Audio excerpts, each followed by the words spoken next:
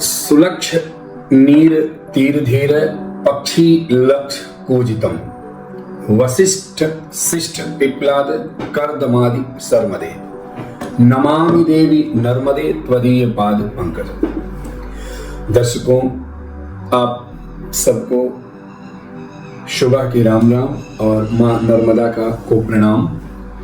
यह वीडियो मैं बना रहा हूँ नर्मदा परिक्रमा के बाद उन तमाम भक्तों के लिए जो माँ नर्मदा के अनन्य उपासक हैं। माँ नर्मदा तप का फल देने वाली देवी है। जो व्यक्ति अपने जीवन में माँ नर्मदा से जुड़ करके कोई भी तप करता है उसे शीघ्र ही फल माँ प्रदान करती है, ऐसी मान्यता है। माँ नर्मदा के बारे में मैं ज्यादा कुछ ना कहते हुए यह कहूंगा कि आप सब अपने जीवन में एक बार माँ नर्मदा की परिक्रमा करें। मैं भी माँ नर्मदा की परिक्रमा 28 जनवरी 2025 से शुरू किया था और 10 दिन में बाई रोड सड़क मार्ग के द्वारा पूरी किया हूँ। क्रमशः यह वीडियो बनाने का आशय यह है कि जो लोग नई यात्रा शुरू करते हैं तो उनके लिए सुगमता से वह माँ नर्मदा की यात्रा पूरी कर सके। इसमें मार्ग का क्रमबद्ध तरीके से जैसा मैंने किया है उसका विवरण आप लोगों के लिए मैं लेकर के आया हूँ। आप लोग हमारे इस वीडियो को अपने सुगम मार्ग को बनाने के लिए नर्मदा यात्रा के दौरान अवश्य देखें, इससे आपको लाभ होगा। माँ नर्मदा के बारे में हम ज्यादा कुछ नहीं कह सकते हैं, अनुभव कर सकते हैं जो हमने अपने यात्रा के दौरान साक्षात्कार किया है माँ का। माँ हमारे ही साथ नहीं, ये कोई बहुत बड़ी बात नहीं है। उन तमाम भक्तों के साथ जो श्रद्धा भक्ति और विश्वास के साथ माँ नर्मदा की परिक्रमा करते हैं, एक बार नहीं कम से कम हमें तो दसों बार एहसास हुआ है। और हमें जितने भी लोग मिले, जितने भी भक्त मिले, उन सभी ने माँ नर्मदा के बारे में कितना कुछ कहा है, कितनी बातें कहा है। यह हतप्रभ भी करने वाला है, आश्चर्यचकित भी करने वाला है और अंदर से रोमांचित करने वाला है। ऐसा अनुभव हम अपने जीवन में कभी नहीं पाए हैं। आगे बढ़ते हैं। हम नर्मदा परिक्रमा की शुरुआत माँ नर्मदा के उद्गम स्थल अमरकंटक से शुरू किया, जो मध्य प्रदेश में है। और माँ नर्मदा यहाँ से निकलती है। उनकी एक मर्यादा है कि जहां से आप जल लें, पूरी नर्मदा नदी को, माँ नर्मदा को घूम करके उसी स्थान में आकर के और यात्रा पूरी करें, समापन करें, तब परिक्रमा मानी जाती है। जब आप जल उठा लें तो नर्मदा नदी को क्रॉस नहीं करना है, माँ नर्मदा को क्रॉस नहीं करना है।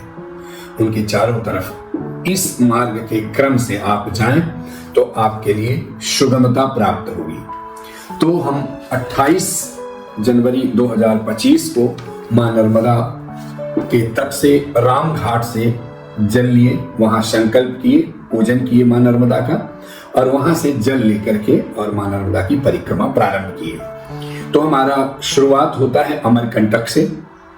अमरकंटक से जल उठाएं, माँ नर्मदा की पहले पूजा करें, संकल्प ले लें और वहां से जल लेकर के कबीर चौरा होते हुए आप आगे बढ़ें। और जैसे कबीर चौरा से आप आगे बढ़ेंगे तो पहला स्थान आएगा ऋण मुक्तेश्वर। यह पुरातत्व विभाग के अंतर्गत है।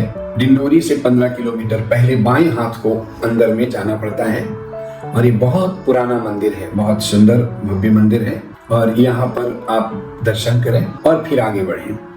डिंडोरी जब आप जाएंगे तो वहां पर शिवनी संगम है। शिवनी संगम में वहां पूजन करें माँ नर्मदा का, और इसके बाद फिर वहां आप रुक सकते हैं जोगी टिकरिया के पास में। मिडवे ट्रीट करके गवर्नमेंट का होटल है, वहां आप रुक सकते हैं, पड़ाव ले सकते हैं। चूंकि हम वहां ऐसा किए थे। वहां विश्राम करने के बाद रात हो गई तो हम अगले दिन फिर यात्रा प्रारंभ वहां से किए। तो बूढ़ानेर संगम, नर्मदा घाट का वहां पर पूजन किया। बूढ़ानेर संगम गए डिंडोरी के आगे। वहां से आगे बढ़े तो देवगांव होते हुए रैगांव, और रैगांव से मधुपुर, मधुपुर से सूरज कुंड गए। सूरज कुंड में 24 योगिनी देवी का वहां पर हमने दर्शन किया। उससे आगे बढ़े तो घोड़ा घाट दर्शन किए। घोड़ा घाट एक जगह है, वहाँ पर दर्शन किए। घोड़ा ये 64 योगिनी गुफा है। ये जो वट वृक्ष दिख रहा है यहाँ पर 64 योगिनी गुफा है और ये घोड़ा घाट के नाम से है। मधुपुरी जगह है रामनगर से आगे। तो यहाँ पर मां नर्मदा के तट में यात्रा के दौरान माता जी का दर्शन और वहाँ से आगे बढ़ते हुए महाराजपुर, घनसौर, कहानी और फिर ज्योतेश्वर मंदिर पहुंचे। यह स्वरूपानंद सरस्वती शंकराचार्य भगवान का जन्मस्थली भी है, यहाँ बनाया हुआ उनका मंदिर है। गोटेगांव इससे लगा हुआ है। तो ज्योतेश्वर में मां त्रिपुर सुंदरी का दर्शन किए और आश्रम परिसर से आगे जब बढ़े तो जंगल में एक बंजारी माई करके एक जगह है, वहां मां नर्मदा की एक भक्त रहती है माता जी। उन्होंने बहुत चमत्कार बताया माँ के बारे में। उनके साथ जो हुआ बहुत ही अद्भुत और रोमांचित करने वाला था। ये बंजारी नदी है, इधर बंजारी नदी है और ये इधर में नर्मदा नदी और ये संगम होकर के ये जहाँ नाव है यहाँ संगम होकर के और नर्मदा नदी इधर को बढ़ गई है। वहाँ उनसे मुलाकात करके फिर हम आगे बढ़े करेली और बरमान घाट जाकर के दर्शन पूजन किए मां नर्मदा का और आगे बढ़े गाडरवारा में हम वहां पर विश्राम किए। आप भी वहां जाकर के गाडरवारा में रुक सकते हैं, विश्राम कर सकते हैं। लगभग एक दिन में हम 400 किलोमीटर, 350 से 400 किलोमीटर रोज ड्राइव करते हुए यात्रा कर रहे थे। ये हम लोग हैं, यहाँ निवाली एक जगह है नर्मदा परिक्रमा में। स्कूल में बच्चे बहुत ही सुंदर और डिसिप्लिन तरीके से जा रहे हैं। बहुत ही उदाहरणार्थ है, लोगों को ये सीखना चाहिए। गांव की एक स्कूल है शासकीय विद्यालय और उसके बच्चे और जो सीनियर बच्चे हैं वो कितने अच्छे तरीके से खड़े होकर के और उनको रोड क्रॉस करा रहे हैं। और पब्लिक भी ऐसी है कि रुक करके और उनको आराम से बच्चों को जाने दे रही है। हर व्यक्ति को ये प्रेरणा लेना चाहिए। कई जगह कई राज्यों में ऐसा व्यवस्था नहीं है, न शिक्षकों के द्वारा, न शिक्षा अधिकारियों के द्वारा, न और तमाम जो भी प्रशासनिक लोग हैं। तो बहुत आसानी से, बहुत आराम से सभी जगह बिना किसी जल्दीबाजी के दर्शन करते जा रहे थे। माँ की परिक्रमा, माँ का स्मरण, माँ का पूजन और रास्ते में अपार जनसमूह मिलता है माँ नर्मदा के भक्तों का जो पद यात्रा करते हैं। हम तो अपने आप को कुछ नहीं समझते उनके सामने, उनके चरणों की धूल नहीं उन तमाम भक्तों की। और माँ नर्मदा उनके ऊपर बहुत कृपा करती है। गाडरवारा विश्राम करने के बाद फिर वहां से पिपरिया सांडिया गए। पिपरिया सांडिया में सीताराम घाट है, वहां पर दर्शन किए, पूजन किए और वापस पिपरिया आना पड़ता है। पिपरिया से सांडिया जाके वापस पिपरिया आए। वहां से फिर होशंगाबाद में मां नर्मदा का बहुत बड़ा घाट है, सेठानी घाट। वहां पर स्नान किए मां नर्मदा के गोद में और स्नान करके उनका पूजन किया। समय हम लोग हैं होशंगाबाद नर्मदापुरम में और नर्मदा परिक्रमा के दौरान यहाँ पर सेठानी घाट में दिव्य स्नान हुआ है और मां नर्मदा का पूजन, दर्शन, बहुत अद्भुत दृश्य है। हम लोग अमरकंटक से परिक्रमा स्टार्ट की। आज तीसरा दिन है। तीसरे दिन की यात्रा बाई रोड हम कार से कर रहे हैं। पूजन करने के बाद में फिर वहां से आगे बढ़े खोखसर गए। खोखसर से आमली घाट गए और वहां पर आमली घाट में समाधि दर्शन किया और वहां बहुत दिव्य तीर्थ है, बहुत अनुभव होता है, आनंद आता है। आमली घाट से फिर हरदा से हंडिया से नेमावर गए। नेमावर मां नर्मदा का मध्य भाग है। जितना माता जी की दूरी है उसका जो नाभि स्थल है वो नेमावर में है। तो वहां पर माता जी के तट में दर्शन किया, पूजन किया और नेमावर से वापस फिर हरदा आना पड़ता है। वापस हरदा आए। हरदा से खिरकिया गए, खिरकिया से धनेरा और धनेरा से मोदी से सनावत गए और सनावत में फिर रात्रि हमने विश्राम किया। रेवा के नाम से गेस्ट हाउस है, बहुत अच्छी सुविधा और व्यवस्था है, वहां पर हमने रुका और विश्राम किया।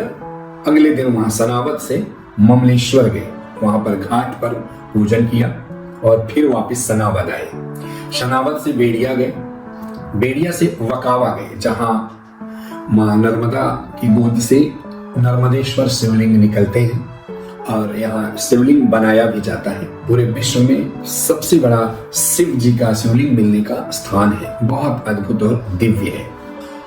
तमाम लोग जितने भी मिलते हैं यहाँ सब सहयोग करने वाले हैं और मार्गदर्शन करने वाले हैं। बकावा में वहाँ रुके, दर्शन किए, वहाँ गौशाला है, गौशाला दर्शन किए। बकावा के जो ग्रामीण लोग हैं उन्होंने सामूहिक रूप से गौशाला बनाया है, बहुत अद्भुत है, देखने लायक है।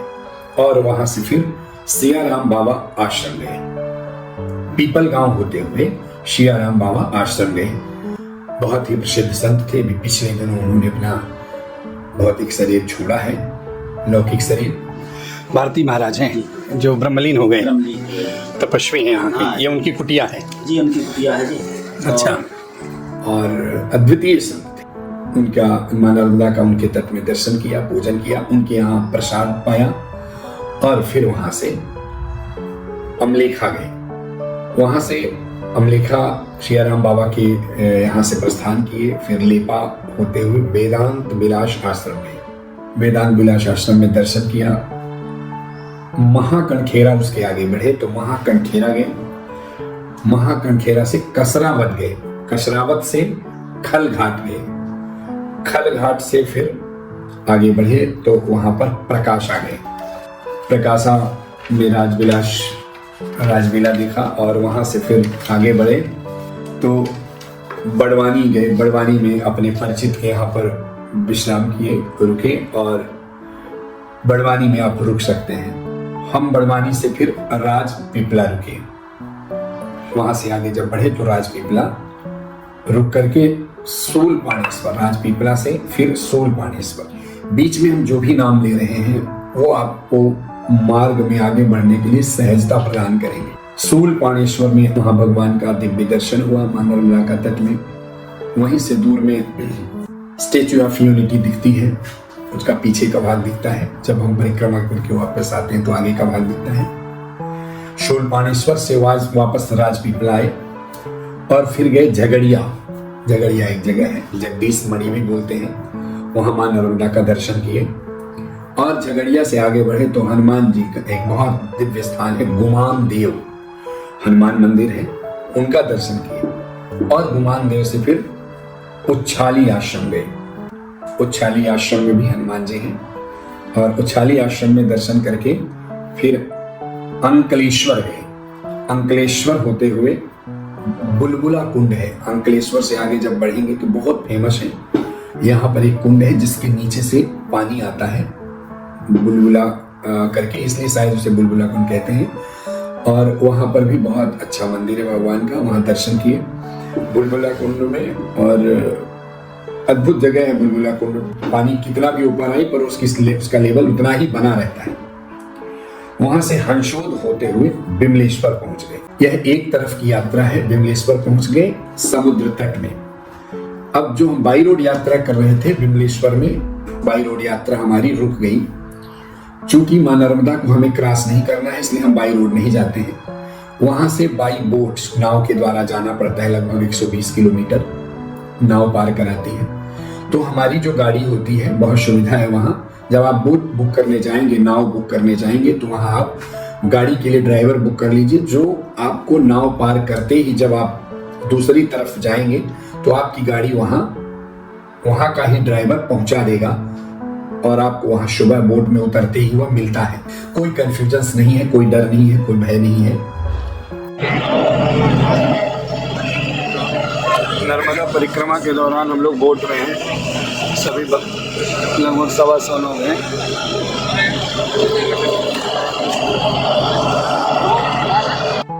वहाँ हम विमलेश्वर में बिरला गेस्ट हाउस है, वहाँ हम रात्रि विश्राम किए। सुबह में वहाँ से बोट के द्वारा हम समुद्र पार किए।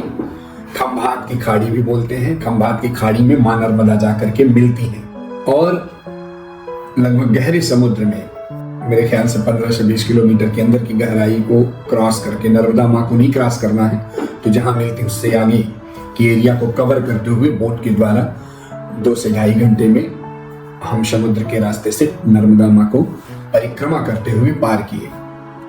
यहाँ कई बार यात्री कम होने के कारण नाव का फेरा कम लगता है तो आपको वहां एक दिन ज्यादा रुकना पड़ सकता है। जल्दीबाजी ना करें। अगर कोई बोले भी वहां की यात्री कम है तो हम नहीं जाएंगे, तो धैर्य रखिए। यात्री जैसे हो जाएंगे तो आपको लेके नाव पार करेगी। और नाव ज्यादातर सुबह ही निकलती है, क्योंकि जब ज्वार भाटा आता है, जब पानी आता है तट में, तभी नाव प्रस्थान करती है। वहाँ सुविधा है, सरकारी व्यवस्था भी रुकने की है। बहुत अच्छा टेंट लगा करके गवर्नमेंट दे के रख रही है। यहाँ से एक तरफ की यात्रा पूरी होके और हम फिर दूसरी तरफ आ जाते हैं। विमलेश्वर से जब आगे बढ़ते हैं तो समुद्र यात्रा के द्वारा तो मीठी तलाई से रिटर्न आने लगते हैं। वहां आपकी गाड़ी मिलेगी और अपनी गाड़ी उठाएं, या जो पैदल है वो वहां से पैदल यात्रा प्रारंभ करते हैं। मीठी तलाई पहला पड़ाव है, पहला दर्शन है। फिर वहां से आगे बढ़ते हैं तो गायत्री मंदिर रास्ते में मिलता है। नीलकंठ महादेव हैं, उनका दर्शन हमने किया। ये शहर के अंदर है। आप चाहें तो वहां अंदर जा सकते हैं, कई बार कंजेस्टेड होने के कारण आप आगे की यात्रा भी कर सकते हैं। ऐसा हमने अनुभव किया है, क्योंकि कई बार लोग मार्गदर्शन में बता देते हैं तो हम लोग ऐसा कहते हैं कि क्रॉस ना करें, लेकिन वो बाहर से आप परिक्रमा के अंदर हो जाएगा। और फिर शुक्ल तीर्थ गए। यहाँ पर मां नर्मदा का घाट है शुक्ल तीर्थ में, और यहाँ पर मां नर्मदा का दर्शन किए और आगे बढ़े तो एक दो बहनें हैं, उनको ज्योति दीदी के नाम से फेमस है। मंगलेश्वर जगह है और इनके यहाँ पर व्यवस्था है आपको रुकने की, प्रसाद लेने की। ये अपनी तरफ से करती हैं, बहुत तपस्वी बहनें। मंगलेश्वर होके जाना है, आप चाहें तो रुके, नहीं तो आप आगे जा सकते हैं। मंगलेश्वर से आपको अनसुईया आश्रम आगे बढ़ना है। इस सब मार्ग में फिर आपको इंडिकेशन मिलेगा, रास्ते में आप पूछ भी लें और अनसुईया आश्रम में दर्शन करें और फिर आगे बढ़ें बरकला होते हुए चंदोड जाना है। चंदोड नर्मदा घाट में दर्शन करना है और आगे बढ़ना है करनाली के पास ही कुबेर भंडारी भी है, दोनों आसपास ही हैं। और वहां से फिर हमको कशार जाना है और कशार से फिर बोधवाड़ा आश्रम। हम लोग आए थे, एक मौनी बाबा है बोधवाड़ा आश्रम। बोधवाड़ा एक जगह है, वहाँ मौनी बाबा है। बोधवाड़ा गांव में स्वामी जी का आश्रम है। मौनी महाराज जी जो 12 वर्ष से मौन व्रत रह करके तपस्या कर रहे हैं यहाँ। और यहाँ चारों तरफ ये जो मंदिर है पांडव के समय का स्थापित मंदिर है। और यहाँ पर देवता जब जा रहे थे तो यहाँ पर उनको इस बात का बोध हुआ था, पांडवों को देवताओं की शक्ति का बोध हुआ था। और यहाँ पर बहुत ही अद्भुत शिवलिंग है। और आप देखेंगे कि चारों तरफ से ये मंदिर बीच में है नर्मदा नदी के, और चारों तरफ जल ही जल है। कहीं भी देखेंगे आप बीच में यह मंदिर प्रतिष्ठित है। तो वहां पर हमने भगवान शिव का अद्भुत दर्शन किया मां नर्मदा की गोद में, मतलब मां नर्मदा के बीच में पांडवों के द्वारा अद्भुत शिवलिंग है, बहुत भव्य दिव्य। नाव के द्वारा अंदर जाना पड़ता है, गांव के लोग ही पार कराते हैं, ले जाते हैं। कोई भी जबरदस्ती पैसा नहीं मांगता है, आपकी श्रद्धा है, आप उनको कुछ दें और वहां जाएं। जरूर जाइए, बहुत देखने के लायक जगह है। और इसके बाद में फिर वहां से जब आप निकलेंगे तो धर्मपुरी, वहां पर घाट में दर्शन करें। फिर है मांडू, फिर धामनोद, फिर माहेश्वर में सहस्त्रधारा का दर्शन करें। मां नर्मदा का चौड़ा पाठ है और कई धाराओं में वो आगे बढ़ती है। बहुत अद्भुत कल की आवाज आती है, बहुत दिव्य दर्शन है। जिस समय हम लोग नर्मदा संगम में दर्शन कर रहे थे, वहां पर अचानक सैकड़ों गाय आ गई पानी पीने के लिए। बहुत ही सुंदर और बहुत ही अद्भुत मनोरम दृश्य। और इसके बाद में फिर वहाँ माहेश्वर से आगे वहीं रुके हैं, रॉयल स्टेज करके होटल है, वहाँ हम रुके, रात्रि विश्राम किए, माहेश्वर घाट का दर्शन किए और वहाँ से आगे बढ़े हैं तो मंडलेश्वर गए। मंडलेश्वर में मां नर्मदा का घाट है, वहाँ दर्शन किए हैं, पूजन किए हैं। इसके बाद नाव घाट खेड़ी है, आगे बढ़ेंगे, धार जिले में आता है शायद नाव घाट खेड़ी। और नाव घाट खेड़ी के आगे है कटकोट घाट गए हैं। अब आप वापस हो रहे हैं यात्रा में। और कटकूट के बाद में है कांटा फोड़ हनुमान मंदिर। तो कांटा फोड़ जगह में हनुमान मंदिर है। और वहां से आगे जब आप बढ़ेंगे हनुमान जी का दर्शन करके कांटा फोड़ से, तो खाती गांव जगह आएगी। खाती गांव से फिर आपको नेमावर आना है। नेमावर जहां हमने जाते वक्त मां नर्मदा का नाभि कुंड बताया था, मध्य क्षेत्र। नेमावर में वहाँ फिर रुके थे गौरी पैलेस होटल में। और इसके बाद वहाँ से आगे बढ़े, नेमावर में सिद्धेश्वर महादेव मंदिर है, वहाँ पूजन अर्चन करके आमली घाट बहुत अच्छी जगह है और वहाँ एक ब्रह्मचारी जी रहते हैं, उनका दर्शन किया, उनसे मिला और उनके यहाँ प्रसाद लिया और गिरी महाराज करके हैं। वहाँ से आगे निकले तो सलकनपुर की देवी आ गई, ये अपने होशंगाबाद बुधनी के आसपास है, भोपाल रूट में। तो यहाँ पर सलकनपुर की देवी आपके मार्ग में ही पड़ेंगे, तो वहाँ गए, दर्शन किए और फिर वद्रावान घाट आए। वद्रावान घाट यहाँ पर आकर के दर्शन किया। फिर आए बरमान घाट से छींद धाम गए, वहाँ हनुमान जी का मंदिर है, अंदर गांव में है, छींद धाम करके बहुत अच्छी जगह है। और वहां से आगे बरमान घाट फिर से आए, बरमान घाट से गीता धाम आए जबलपुर। गीता धाम में रात्रि विश्राम किया, बहुत अच्छी व्यवस्था है, ग्वारी घाट के पास है गीता धाम। रात्रि विश्राम करके वापस जबलपुर में ग्वारी घाट गए, मां नर्मदा का तट में पूजन अर्चन किया और वहां से रामलला का एक बहुत अच्छा स्थान है, यहाँ पर हनुमान जी को लेके आरजी लगाई जाती है अपनी समस्या को लेके, और हनुमान जी इसको सुनते हैं, न्याय आपके साथ मिलता है, ऐसा धाम है, ग्वारी घाट के एकदम पास में ही है। वहां से फिर हम सहपुरा होके जोगी टिकरिया आए। जोगी टिकरिया जाते वक्त पहला पड़ाव था, दूसरी साइड, इस बार जोगी टिकरिया फिर दूसरी साइड आए और यहाँ पर हमने माता जी के यहाँ पर भोजन किया, तट पे ही।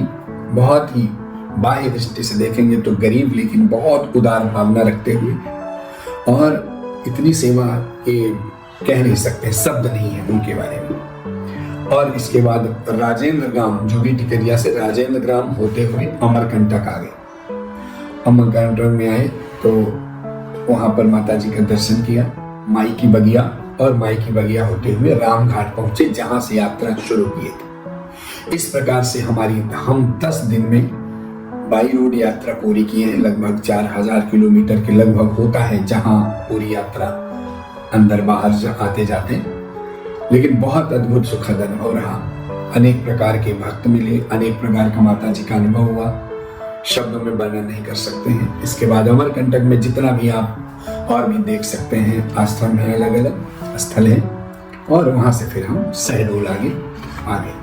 तो इस प्रकार से हमारी नर्मदा यात्रा रही, बहुत अद्भुत अनुभव रहा। मां नर्मदा आप सब पर भी अपनी अमोघ कृपा बनाए रखें, और मेरी प्रार्थना है हर एक के जीवन में मां नर्मदा की कृपा बनी रहे और सभी एक बार अवश्य नर्मदा परिक्रमा करें। ये मैं अपने वैदिक घनाद संस्थान है मेरा, इसके द्वारा आग्रह कर रहा हूँ। आप सबके लिए वैदिक विधा, वैदिक परंपरा, वैदिक वाङ्मय की जानकारी, सहयोग, मार्गदर्शन उपलब्ध कराने के लिए मैं प्रतिबद्ध हूँ।